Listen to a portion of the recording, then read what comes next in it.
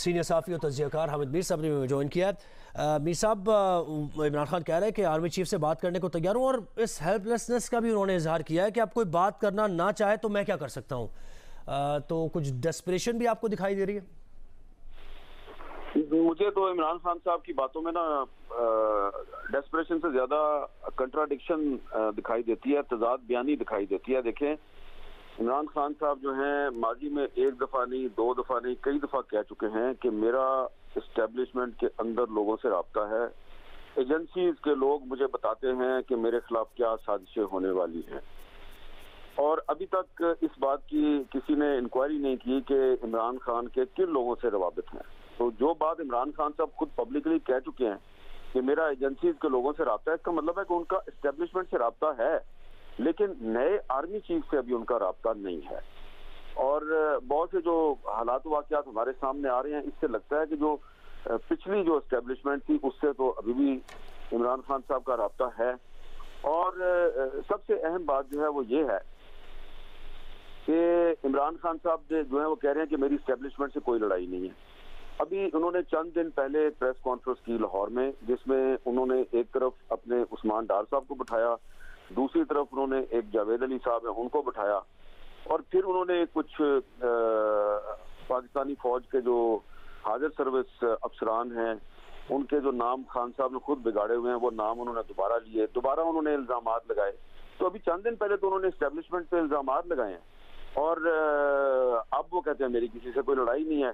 तो असल में मुझे लगता ये है कि जिस तरीके से इमरान खान साहब के दौर में इस्टेब्लिशमेंट जो है, खास तौर पे उस वक्त के जो DGISI थे जनरल फैज, जिस तरीके से वो प्राइम मिनिस्टर के साथ मिलकर अपोजिशन को दबाते थे और नैब के जरिए उन पर मुकदमात कायम करते थे, जिस तरीके से सहाफियों को अगवा किया जाता था, गोलियां मारी जाती थी, वो वाला काम जो है वो अभी तक इमरान खान साहब के साथ नहीं हुआ। गो के उनके कुछ साथी जो हैं उन पे मुकदमात बने, कुछ सहाफी जो हैं वो अगवा भी होते हैं। जनरल अमजद शुएब साहब को के खिलाफ FIR दर्ज होती है, 2 दिन बाद वो वापस आ जाते हैं। शेख रशीद साहब शराब के केस में गिरफ्तार होते हैं, वो 3 दिन बाद वापस आ जाते हैं।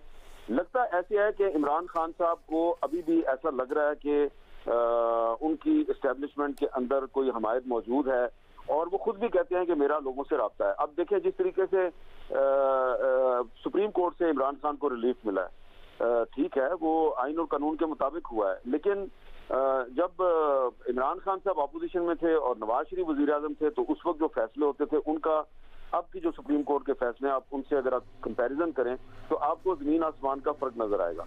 तो इसलिए इमरान खान साहब जो हैं वो इस वक्त अपने आप को समझ रहे हैं कि वो एक उनकी पोजीशन बड़ी मजबूत है, बार्गेनिंग पोजीशन है। उनको ये बताया जाता है कि जी आपकी बड़ी पॉलिटिकल फॉलोइंग बढ़ गई है, तो वो इस वक्त डिक्टेट कराने की कोशिश कर रहे हैं। और जिस तरह के आज सदर आरिफ अलवी साहब ने भी 30 अप्रैल की डेट दे दी है, तो आरिफ अलवी साहब को जो इमरान खान साहब कहते हैं वो आजकल वही कर रहे हैं। पहले थोड़ा सा वो रिलक्टेंसी का इजहार करते थे, थोड़ा सा वो डिले करते थे मामलात को, लेकिन अब तो जो इमरान खान साहब कहते हैं आरिफ अलवी साहब को वैसे ही होता है। तो इसलिए इमरान खान साहब ने जो आज गुफ्तगू की है, इस गुफ्तगू का मकसद दरअसल एस्टेब्लिशमेंट को ब्लैकमेल करना है, उसको प्रेशराइज करना है, और उसको ये मैसेज देना है कि मेरे साथ आके बातचीत करो, वरना जो है वो मैं तुम्हारे साथ वही करूंगा जो थोड़े दिन पहले मैंने एक अफसर का नाम लेके एक प्रेस कॉन्फ्रेंस में किया था। तो ये उनकी जो स्ट्रेटजी है ब्लैकमेलिंग की, ये पहले भी काम करती रही है, और शायद उनका ख्याल है कि अब भी काम करेगी। ये उनकी बात बिल्कुल गलत है कि वो एस्टेब्लिशमेंट के खिलाफ नहीं है। बिल्कुल वो एस्टेब्लिशमेंट का बार बार नाम लेते हैं लोग, कुछ हाजिर सर्विस फौजी अफसरान को के नाम बगाड़ के थोड़े दिन पहले भी उन्होंने लिए हैं, इसलिए ये उनकी बात से मैं इत्तेफाक नहीं करता कि उनकी कोई लड़ाई नहीं है। जी मीर साहब हमारे साथ ही रहिए। जी अच्छा मीर साहब, आप ये कहिए कि इमरान खान ने ये भी कहा कि जनरल टाइट बाजवा ने एक तकरीर की रूस मुखालिफ, और उस पर उनका कोर्ट मार्शल होना चाहिए। आप इस मुतालबे को कैसे देखते हैं? इस मुतालबे से जुड़ी हुई एक और भी बात है, मैं वो भी जरा आपको बता दूं कि ये जो कहा जाता है जी मेरे खिलाफ कोई करप्शन का इल्जाम नहीं है। देखें, इमरान खान साहब की हुकूमत कैसे ख़त्म हुई, क्यों ख़त्म हुई, ये एक ऐसी कहानी है जिसके बहुत से राज जो हैं वो अभी तक सामने नहीं आए, और शायद मुस्तकबिल करीब में भी ना आए। एक झलकी मैं आपको बता देता हूँ। ये जो बलोचिस्तान अवामी पार्टी है, बाप, इसकी जो पार्लिमानी पार्टी है ये क्यों अलहदा हुई? ये इसलिए अलहदा हुई कि बलूचिस्तान अवामी पार्टी के एक सेनेटर साहब जो हैं जी। उनके बिहाफ पे कुछ लोगों ने बनी गाला में लोगों से बातचीत की और उन्हें कहा गया कि जी उनको कैबिनेट में शामिल किया जाए और उनको एडवाइजर बना दिया जाए या स्पेशल असिस्टेंट बना दिया जाए। उन्होंने एक बहुत भारी रकम जो है वो बनी गाला में डिलीवर की और वो जो डिलीवरी हुई उसकी एक एक चीज की ऑडियो रिकॉर्डिंग नहीं है, वीडियो रिकॉर्डिंग है। वो किसके पास है? जनरल बाजवा साहब के पास। वो स्टिंग ऑपरेशन भी उन्होंने करवाया था। तो अब जब वो साहब जो है वो तो एक स्टिंग ऑपरेशन का हिस्सा थे, तो बाद में जब उनको कैबिनेट में इंक्लूड किया गया तो पार्टी की क़यादत को तो पता ही नहीं था कि ये क्या हो रहा है। तो पार्टी की क़यादत ने कहा जी कि आप हमारा बंदा जो है वो कैबिनेट में शामिल कर रहे हैं, हम आपके हाथी हैं, आपने हमसे तो पूछा ही नहीं। वहां पे उनका फटा हुआ और वो बीजेपी जो है वो खान साहब से अलहदा हो गई। ये जो खान साहब बार बार जनरल बाजवा की बात करते हैं ना, उसकी ये वजूहात हैं कि जनरल बाजवा जो है वो खान साहब को इस तरीके से जो मिसट्रीट करते थे या उनकी इज्जत नहीं करते थे, उसकी वजूहात ये हैं कि उनके पास सबूत थे, लेकिन उन्होंने ये सबूत उनके खिलाफ क्यों इस्तेमाल नहीं किए? उसकी वजह यह है कि खान साहब के पास उनके खिलाफ सबूत मौजूद थे। तो ये जो इमरान खान साहब कहते हैं ना उसका कोर्ट मार्शल होना चाहिए, ये कोर्ट मार्शल मेरा ख्याल है कि ये उस वक्त उनको क्यों नहीं याद आया जब उन्होंने 2019 में उनको मजीद 3 साल की एक्सटेंशन दी। वो 3 साल की एक्सटेंशन जो है वो अगर इमरान खान चाहते तो वो नहीं मिल सकती थी। अब वो कहते हैं कि वो मेरी गलती थी। तो ये बात बिल्कुल दुरुस्त है इमरान खान साहब की कि जनरल बाजवा जो हैं वो बिल्कुल आइन की खिलाफ वर्जी में मुलव्वस थे। उसके सबूत इमरान खान के पास भी हैं, लेकिन इमरान खान से ज्यादा सबूत जो हैं वो इस शहबाज शरीफ की हुकूमत के पास हैं।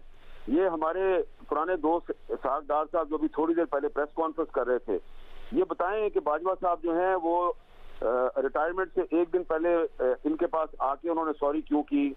इसहाक डार साहब जो हैं वो पाकिस्तान से गए क्यों थे, उसमें बाजवा साहब का क्या किरदार था।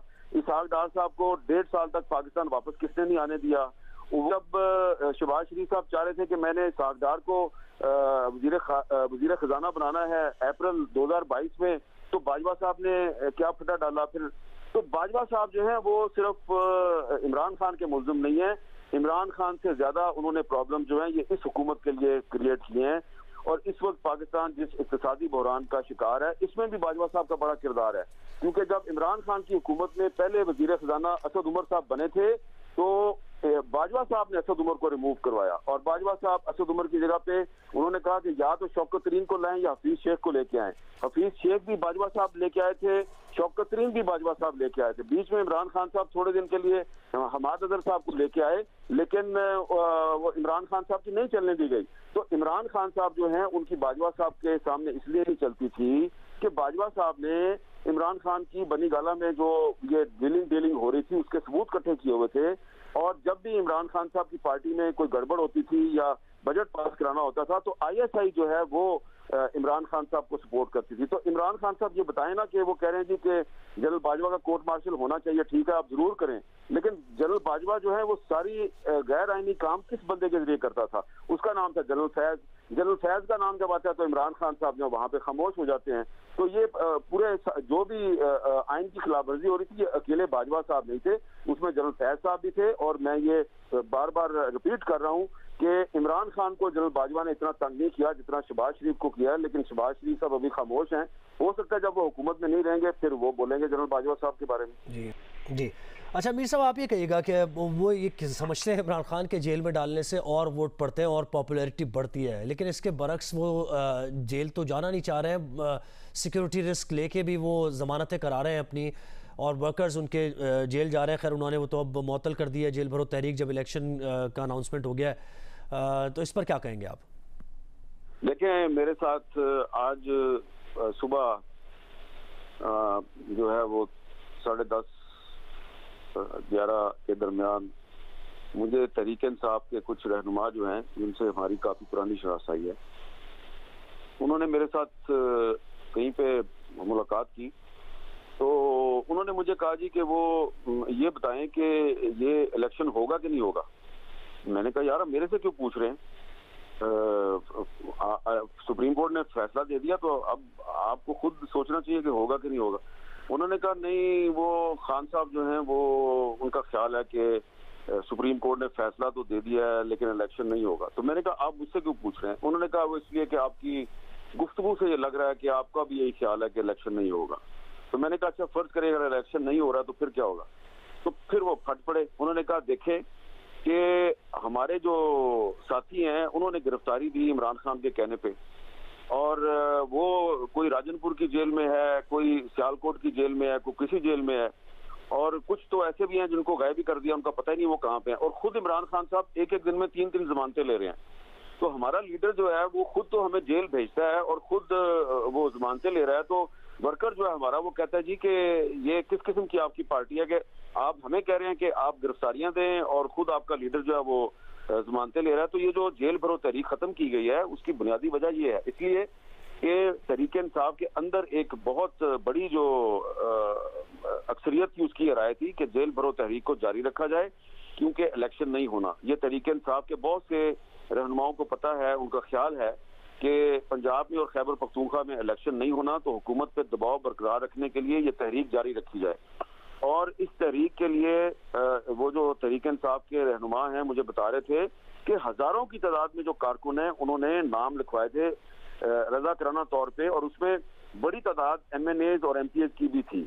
लेकिन जब पहले उन्होंने देखा कि पहले इमरान खान साहब ने लाहौर हाई कोर्ट से रात के 8-8:30 बजे जाके जमानत ली, फिर वो इस्लामाबाद आए और मुख्तलिफ अदालतों से उन्होंने 3 केसों में जमानतें ली। तो उसके बाद फिर जो वर्कर्स है वो भागना शुरू हो गए। उन्होंने कहा जी अगर हमारा लीडर जो है वो गिरफ्तारी देने के लिए तैयार नहीं है तो फिर हम क्यों गिरफ्तारी दें?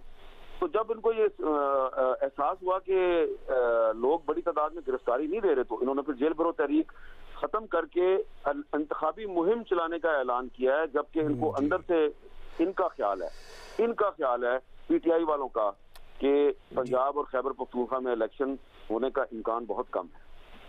तो ये बहुत शुक्रिया हामिद मीर साहब, आपने वक्त दिया। शाहज़ेब खानज़ादा आपने हमें वक्त दिया, बहुत शुक्रिया। इस वक्त